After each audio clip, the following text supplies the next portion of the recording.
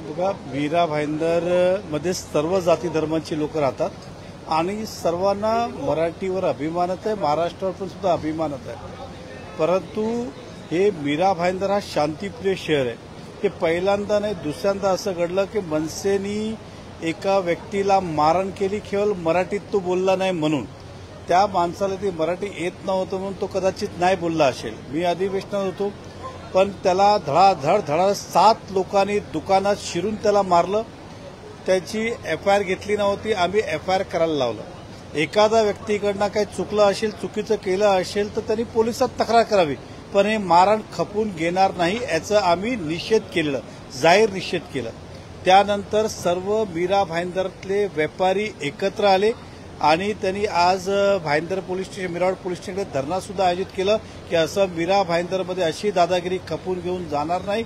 आणि आज अविनाश जाधवजी हे सुद्धा मीरा भाईंदरला आलं आणि त्यांनी बुडबुडावेचे आरोप लावले की हे सगळी खेळी भारतीय जनता पक्षाची किंवा नरेंद्र मेहताची आहे। यावेळी व्यापारी सर्व संघटित झाले, एकत्रित झाले की अशा प्रकारची दादागिरी सहन केली जाणार नाही, म्हणून व्यापाऱ्यांनी स्वखुशीने तो मोर्चा काढला आणि आम्ही काढला असतं, लपून छपून नाही काढलं असतं, खोलूनच काढलं असतं। मराठीवर परत मी बोलतो, आम्हाला अभिमानच आहे, महाराष्ट्रावर सुद्धा अभिमान आहे, परंतु अशा प्रकारचं मारहाण करणं हे कधीही खपून गेलं जाणार नाही। आणि मी त्या व्यापाऱ्यांच्या सोबतच आहे, मागून नाही तर समोरून त्यांच्या सोबत आहे, पण तो आंदोलन आज जनहितामध्ये झाला हा मला त्याचा अभिमानच आहे। अविनाश जाधवांनी थेट आरोप केलेले आहेत की जो 40 सेकंदाचा फक्त व्हिडिओ दाखवला जातोय त्यापेक्षा पुढचा व्हिडिओ पण तेवढंच महत्वाचा आहे, कारण की त्यांना ज्यावेळेस विचारलं की इथली भाषा कुठली तर त्यावेळेस देखील त्यांनी हिंदी सांगितलेली आहे, मराठी भाषा त्यांना माहीत नाही। मराठी अभिजात भाषेचा दर्जा मिळाला तरी देखील मराठी भाषा माहीत नाही असं ते म्हणतात। बघा, त्यांचे सगळेच व्हिडिओ दाखवले, तो नाही, अनेक व्हिडिओ त्यांचे जे दाखवलंच कधी गेले नाही। किती वेळा शिवीगाळ करतात, किती वेळा मारहाण करतात, कधी कधीच तो व्हिडिओ बाहेर येतात, सगळे दाखवलंच पाहिजे।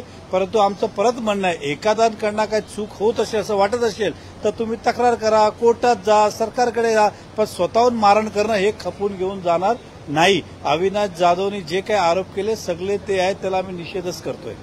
कोळ्यांच्या जमिनी आहेत त्या विकून खरं तर हे सगळे व्यापारी इथे वाढलेले असं देखील एक बघा, आगरी कोलींचा तो शहर आहे आणि त्या शहराची प्रगती त्या ठिकाणी सर्व जाती धर्मांचे लोक आले, सर्वांनी मिळून ते प्रगती केली आहे। आज आगरी कोली पण पुढे गेलंय आणि तिकडे राहणारे लोक सुद्धा पुढे गेले। एखादा गावाचा शहराचा विकास करायचा असेल तर सर्व जाती धर्मांचे लोक ज्यावेळी एकत्र येतात त्यावेळेस तो विकास होता। आम्हाला आगरी कोलींवर पण अभिमान आहे आणि इतर जातीवर पण अभिमान आहे।